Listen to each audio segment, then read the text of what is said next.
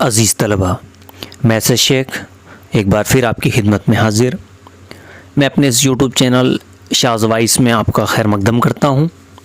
آج ہم 10ویں جماعت کی اردو درسی کتاب سے سبق نمبر 1 حضرت سلمان فارسی رضی اللہ تعالی عنہ اس سبق کا مطالعہ کرنے جا رہے ہیں۔ میں چاہتا ہوں یہ سبق شروع کرنے سے پہلے ہم پہلی بات پر ایک نظر ڈالیں جو کہ اس سبق کا تمہیدی مرحلہ ہے، یعنی کہ سبق کے سٹارٹ ہے۔ اس کو پڑھ کر ہی آپ جو ہے مکمل تو نہیں لیکن کچھ حد تک کر سبق کو سمجھنے کی کوشش کریں گے۔ تو آئیے وقت نہ ضائع کرتے ہوئے ہم شروع کرتے ہیں۔ سبق نمبر 1، دنیا میں مبعوث تمام انبیاء کرام میں جس طرح حضرت محمد صلی اللہ علیہ وسلم کو فضیلت حاصل ہے۔ دیکھیے یہاں پر کہا جا رہا ہے دنیا میں مبعوث یعنی کہ بھیجا گیا، تمام انبیاء کرام میں جتنے انبیاء کرام دنیا میں بھیجے گئے ہیں۔ اب انبیاء کیا ہے؟ انبیاء جمع ہے نبی کی، جس کے معنی آتے ہیں رسول، پیغمبر۔ جتنے رسول و پیغمبر دنیا میں بھیجے گئے ہیں ان سب میں جس طرح آپ صلی اللہ علیہ وسلم کو فضیلت حاصل ہے، برتری حاصل ہے، کمال حاصل ہے، بڑائی حاصل ہے۔ یہاں پر میں سمجھنے والی بات یہ ہے کہ جتنے انبیاء یہاں پر میں بھیجے گئے ہیں ان سب میں جس طرح حضرت محمد صلی اللہ علیہ وسلم کو فضیلت حاصل ہے، یعنی کہنے کا مطلب یہ ہے کہ اس دنیا میں ابھی تک کے جتنے بھی انبیاء اکرام تشریف لائے ہیں ان میں سب سے زیادہ فضیلت، بزرگی، دیکھیے فضیلت کا معنی آتے ہیں بزرگی، کمال، بڑائی، جو آپ صلی اللہ علیہ وسلم کو حاصل ہیں، اسی طرح آپ صلی اللہ علیہ وسلم کہ صحابہ کرام رضی اللہ تعالیٰ عنہ کو امت میں عظمت و رفعت حاصل ہیں۔ رفعت کہتے ہیں بلندی کو، برتری کو، توقیر کو۔ ٹھیک ہو گیا؟ الگ الگ طرح کے معنی نکلتے ہیں اس کے، آپ ایک ایک چیز کو بہت اچھے سے سمجھیے گا۔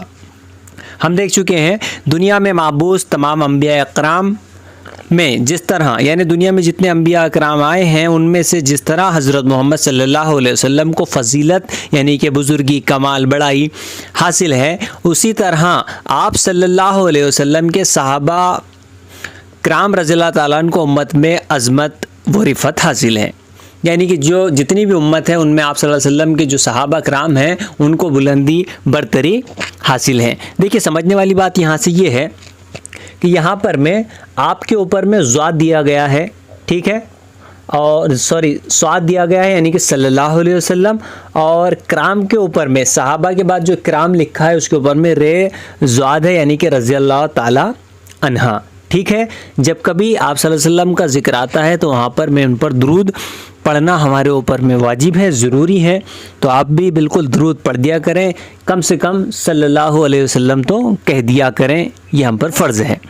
بہرحال اللہ کے رسول، دیکھیں یہاں پر پھر سواد آیا یعنی کہ صلی اللہ علیہ وسلم، اللہ کے رسول صلی اللہ علیہ وسلم نے اپنے صحابہ رضی اللہ تعالیٰ عنہ کی تقلید کرنے کی بھی اپنی امت کو تلقین کی۔ اب یہاں پر میں آیا ہے تقلید کرنا یعنی کہ نقل کرنا، یعنی آپ صلی اللہ علیہ وسلم نے کہا کہ ان کے جو صحابہ ہیں ان کی تقلید کی جائے، ان کی نقل کی جائے،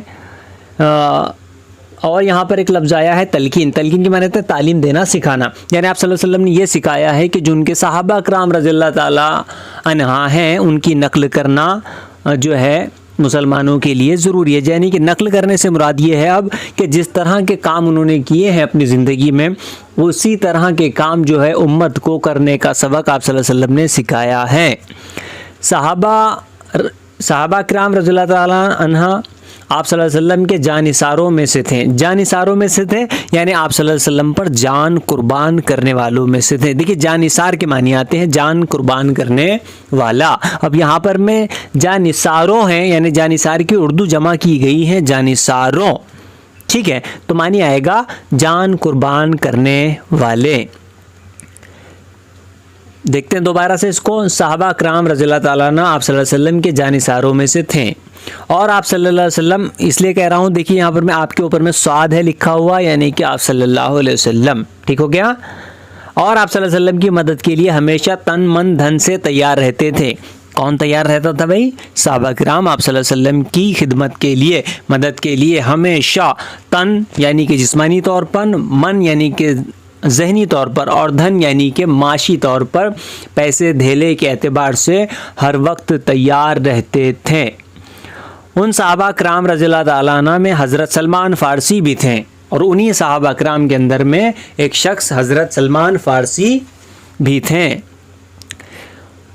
उन्होंने आप सल्लल्लाहु अलैहि वसल्लम से मुलाकात की खातिर, यानी किसने? उन्होंने से यहाँ पे मुराद है हज़रत सलमान फ़ारसी ने आप सल्लल्लाहु अलैहि वसल्लम से मुलाकात की खातिर और हक़ की तलाश के लिए, हक़ यानी कि हक़ चीज़ क्या है, हक़ क्या है, ईमान क्या है, उसके लिए हक़ की तलाश के लिए बरसों सूबतें बर्दाश्त की।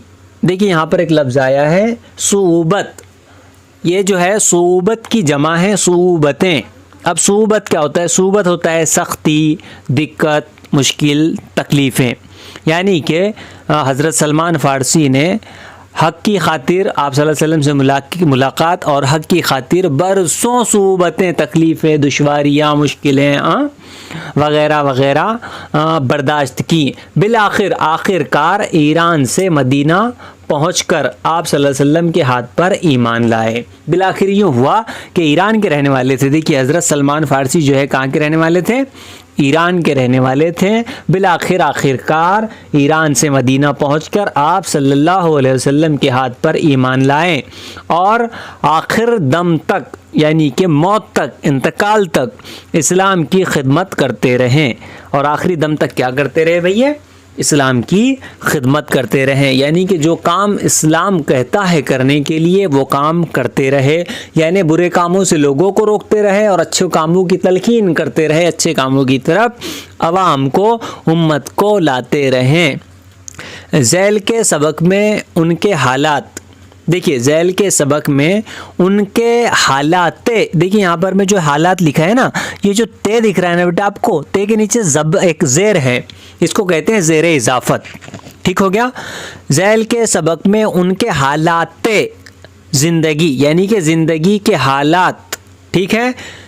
ज़ैल के सबक में उनके हालात ज़िंदगी बयान किए गए हैं, यानी कि ज़ैल के सबक में उनके ज़िंदगी के हालात बयान किए गए हैं। जो हम सबक नंबर 1 हज़रत सलमान फ़ारसी रज़ी अल्लाह ताला अन्हु पढ़ने वाले हैं, इस सबक में हज़रत सलमान फ़ारसी के ज़िंदगी के हालात बयान किए गए हैं।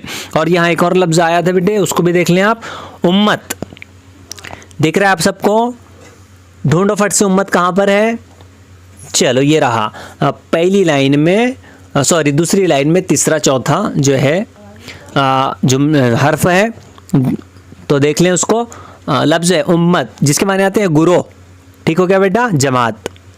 चलें, तो यहाँ पर मैं हमारी जो है पहली बात पूरी मुकम्मल तौर पर आपके समझ में आ गई होगी, ऐसी मैं उम्मीद करता हूँ। अगर आपको ये समझ में आ गए हो, इतना जो है पैराग्राफ आपके समझ में आ गया है, यानी कि पहली बात अगर आपके समझ में आ गई है तो आप मुझे कमेंट सेक्शन में बताएं। अगर आपको मेरी जो है पढ़ाने का तरीका ठीक लग रहा हो, आपके समझ में आ रही हो, तो आप कमेंट सेक्शन में बताएं। मैं आइंदा लेक्चर में इंशाअल्लाह इस सबक को पढ़ाना शुरू कर दूंगा। एकदम जो है हम पूरी बारीकी के साथ इसको समझेंगे, एक एक चीज़ को वाज़े तौर पर। अगर आपको किसी भी तरह के इससे सबक को समझने में कोई दुश्वारी हो, दिक्कत हो, तो आप मुझे कमेंट सेक्शन में बता सकते हैं। हाँ, और एक बात ज़रूर बताएं कि मैंने आइंदा लेक्चर इसके बनाने हैं कि भी नहीं। अब दीजिए मुझे इजाज़त, फिर मिलते हैं हम नेक्स्ट वीडियो में। खुदा हाफिज़।